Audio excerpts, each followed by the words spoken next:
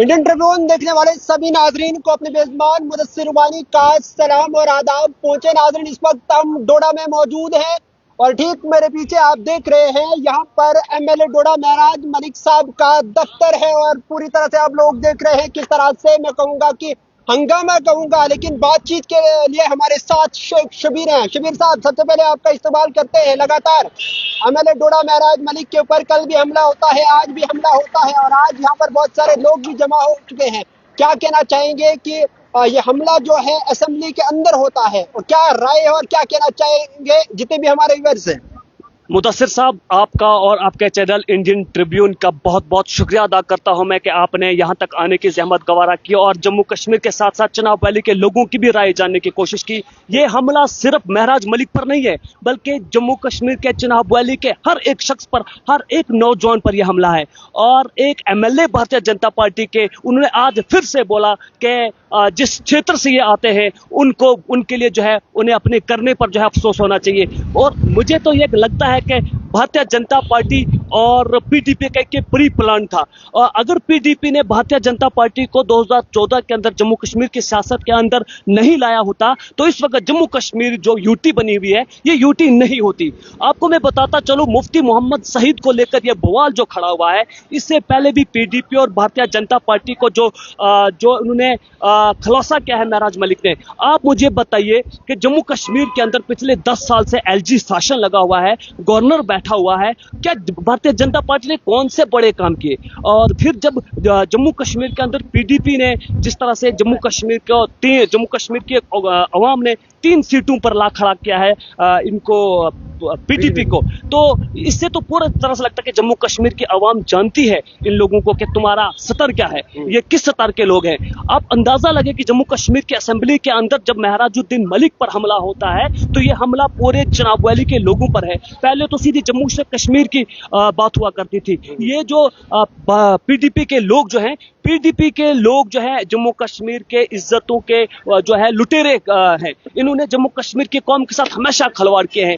मैं पूछना चाहता हूं पीडीपी के हवारियों से, पीडीपी के सपोर्टरों से, जब 2016-2014 जब हमारे पीडीपी के चीफ मिनिस्टर महबूबा मुफ्ती हुआ करती थी और जब कश्मीर के नौजवानों पर पैलेट्स चलाए जाते थे, उन्हें गोलियों से भूना जा रहा था, उनको सलाखों के पीछे डाला जा रहा था, उनको प्यासे लगाया जा रहा था, तो ये स्टेटमेंट रिकॉर्ड है। और महबूबा मुफ्ती ने अपने आकाओं को खुश करने के लिए, भारतीय जनता पार्टी को खुश करने के लिए, उन्होंने कहा था कि ये बच्चे क्या टॉफियां लेने जाते हैं। उस वक्त वो दिल्ली के वो जो थे दिल्ली के अशारों पर चल रहे थे। जब ये सप्ताह में होते हैं तब ये दिल्ली को खुश करते हैं, भारतीय जनता पार्टी को खुश करने का काम करते हैं, और जब ये सप्ताह से बाहर होते हैं तब ये जम्मू कश्मीर के हमदर्द बन जाते हैं। इन लोगों को जम्मू कश्मीर की कौम बहुत अच्छे से जानती है। और यहाँ इस जगह पर मैं आपको बताना चाहूंगा कि आप महराजुद्दीन मलिक के जो है जज्बात को खत्म नहीं कर सकते। यहाँ जम्मू कश्मीर के अंदर महराजुद्दीन मलिक ने नौजवानों को जीने की आस दी है। महराजुद्दीन मलिक ने जम्मू कश्मीर के नौजवान को जगाया है, एक गुलामी से निकालने का काम किया है। तुमने 1987 में क्या किया? तुमने कश्मीर की कौम को धोखा दिया। 1987 में तुमने मुतहदा महाज कौंसिल के लोगों को जेलों में डलवाया। उस वक्त जब जम्मू कश्मीर के अवाम ने मुतहदा महाज कौंसिल के लोगों को जब मैंडेट दिया था, तुम ही वो लोग थे जब तुमने जम्मू कश्मीर के अंदर मुतहदा महाज कौंसिल के लोगों को जेलों में डलवाने का काम किया था। क्या ये छुपी हुई बात है? महबूबा मुफ्ती और मुफ्ती मोहम्मद सईद यूनियन मिनिस्टर और होम मिनिस्टर जैसे ओहदे पर फाइज थे, उन्हीं लोगों ने जम्मू कश्मीर के नौजवानों के साथ, सरजमीन के साथ यहाँ पे गद्दारी। और दफा 370 की अगर बात करेंगे, दफा 370 को खत्म करवाने के लिए महबूबा मुफ्ती, पीडीपी जो है, पीडीपी को जम्मू कश्मीर में लाया किसने?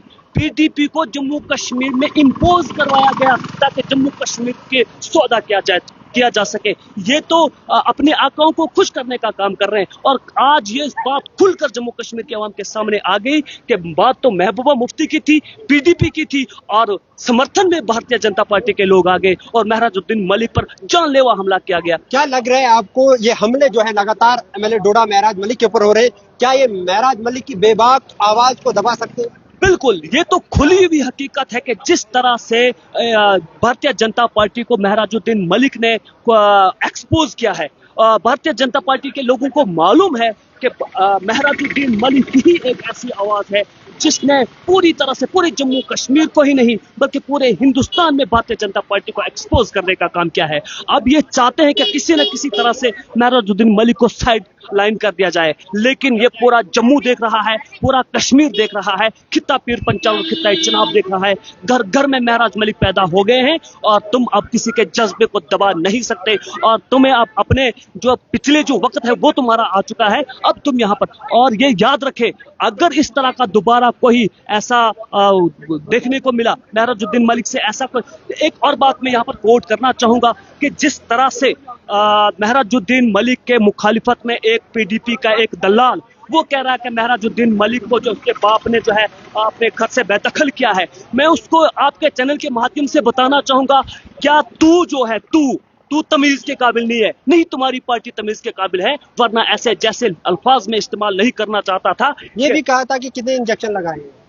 वो तो पूरा जम्मू कश्मीर जानता है कि कौन नशा बेचता है, किसने नशा जम्मू कश्मीर में इंट्रोड्यूस कराया है। 350 से ज्यादा शराब की दुकानें जो हैं जम्मू डिवीजन में खुली है और जम्मू से रेत जो है पंजाब सप्लाई करवाई जाती है, वहां से ड्रग्स जम्मू कश्मीर में इंट्रोड्यूस कराया जाता है। कौन लोग हैं ये, कौन करवाता है, कौन करता है, ये सारी दुनिया जानती है, पूरा जम्मू कश्मीर जानता है। हमारा हिंदू भाई भी जानता है, मुसलमान भी जानता है, सिख भी जानता है, ईसाई भी जानता है। वक्फ बिल पर बात करने वाला कोई नहीं है। महराजुद्दीन मलिक ने की, और जब भी बात करता है तो बोलते हैं जिस भी मसले पर बात करेंगे तो महराजुद्दीन मलिक को गलत ठहराया जाता है, क्योंकि सच कड़वा होता है और उन्हें सच हजम नहीं होता। और वो जो पीडीपी का चमचागिर, वो एक लड़का जो है उसका नाम शायद कुछ अमीन जैसा है, मुझे अच्छी तरह से याद है, रात को मैं फेसबुक पर उसका चेक भी कर रहा था। वो कह रहा है कि महराजुद्दीन मलिक को जो है उसके बाप ने बेदखल किया है। मैं उसे बताना चाहूंगा कि क्या तू महराजुद्दीन मलिक के बाप की नाजायज औलाद है जो उसके घर के मैटर तू मीडिया पे डिस्कस कर रहा है? तू महराजुद्दीन मलिक के बाप की नाजायज औलाद नहीं है। क्या महराजुद्दीन मलिक ने तेरे घर की बात की, तेरी फैमिली मैटर की बात की, तेरे घर, तेरी जमीन, तेरी जायदाद, तेरे रिश्तेदार, तेरे किसी खानदान की बात अगर उसने की तो फिर तू उसके पर्सनल मैटर की बात कर। तू महराजुद्दीन मलिक के बाप की नाजायज औलाद नहीं है। तो अपने कश्मीरियों के जो इज्जत और हुर्मत के तुमने सौदे किए हैं उसकी बात करो। दुनिया तुम्हें जानती है कि तुमने कश्मीर में कौन कौन से काले करतूत किए हैं, तुमने और तुम्हारी पार्टी ने। अब ये भी आखिरी एक सवाल रहेगा कि महराज मलिक को लगातार जो 2 हमले हुए हैं या फिर उनकी आवाज को दबाने की कोशिश की जा रही है, तो उनका वो रोष जो है खित्ते चुनाव में किस तरह से है और खासकर उनकी कॉन्स्टिट्यूंसी में इस वक्त किस तरह का माहौल है? देखिए, बहुत गुस्से में हैं लोग। ऐसा हो सकता है कि पूरे चुनाव वैली के लोग जो हैं वो महराजुद्दीन मलिक की सपोर्ट में जम्मू का रुख करे, असेंबली का घेराव करे, और इस सूरत में अगर कोई भी लॉ एंड ऑर्डर का कोई मसला पेश आता है जम्मू डिवीजन के अंदर, वो सारी की सारी जिम्मेवारी लेफ्टिनेंट गवर्नर की होगी, भारतीय जनता पार्टी की होगी और जम्मू कश्मीर के चीफ मिनिस्टर उमर अब्दुल्ला की होगी। अगर उमर अब्दुल्ला ने उनको छूट नहीं दी होती तो इस तरह के इंसिडेंट असेंबली के अंदर देखने को नहीं मिलते। सवाल ये पैदा होता है कि इतने लोगों को असेंबली के अंदर जाने की इजाजत किसने दी, एक मजलूम की आवाज को दबाने की। देखिए, महराजुद्दीन मलिक ने वहां पर सिर्फ एक तबके को लेकर बात नहीं की, उन्होंने जो लिबरल्स की बात की। और मैं मुफ्ती सईद की अगर मैं बात करूं, मुफ्ती सईद को जिस तरह से पीडीपी शहीद कह रही है, आप मुझे बताएं, क्या उसने देश के लिए कुर्बानी दी? क्या उसने इस्लाम के लिए कुर्बानी दी? क्या उसने किसी ऐसे मसले के ऊपर कुर्बानी दी? क्या उनको फांसी के तख्ते पर चढ़ाया गया? पीडीपी के एमएलए को और उनके हवारियों को मैं बताना चाहूंगा, जम्मू कश्मीर में अच्छे उलमाए कराम हैं, उनसे जाके पूछे शहीद किसको कहा जाता है। और जो अपनी मौत से मरे, कुदरती मौत से मर गए, तो क्या उन्हें मरा हुआ कहना के लिहाज से गलत है? क्या ये कुरान और हदीस की रोशनी में गलत है? इससे पहले आपने किसी अच्छे आलिम से मशवरा कर लिया होता तो आप इस तरह की निजी हरकत पर नहीं आते। एक तरफ से असेंबली के अंदर, एक तरफ से अजानें होती हैं तो तुम भजन गाते हो, तुम्हारी गाड़ियों में म्यूजिक चल रहा होता है, तुम्हें दीन इस्लाम से कोई ताल्लुक नहीं, और फिर तुम आ जाते हो एकदम से इस्लाम के अलमबरदार बनने। अरे जो तुम असेंबली में नारे तकबीर और अल्लाह अकबर के नारे मारते हो, जब जम्मू कश्मीर के लोगों की इज्जत और हुर्मत को मिटाया जा रहा था, तब तुम कहां थे? तब तुम्हारी तो तरफदारी से 370 को खत्म किया गया था, तब तो कोई प्रोटेस्ट नहीं हुआ, तब कोई नारे तकबीर नहीं हुआ, और आज तुम बड़े आगे नारे तकबीर अल्लाह अकबर कहने वाले। बहुत शुक्रिया शबीर साहब। नाज़रीन किराम, आपको बता दूं, एमएलए डोडाम महराज मलिक के ऊपर लगातार जो हमले, कल भी हुआ था हमला, आज भी हुआ है, उसको लेकर जो है डोडा में इस वक्त हम मौजूद हैं और काफी जो है रोष में लोग हैं। और इस वक्त आप देख रहे हैं, जी बताइए। देखिए मुझे बाद में याद आया इसलिए कि देखिए मुफ्ती मोहम्मद सईद के दौर में जब गुलाम नबी आज़ाद साहब यहाँ पे चीफ मिनिस्टर हुआ करते थे 2008 से पहले जब असेंबली इलेक्शन 2008 का हुआ था, आपको अच्छी तरह से याद होगा कि पीडीपी और कांग्रेस की कोलिशन गवर्नमेंट हुआ करती थी। जब पीडीपी ने 8 महीने पहले ही गुलाम नबी आज़ाद साहब के सपोर्ट जो है वापस ले ली थी।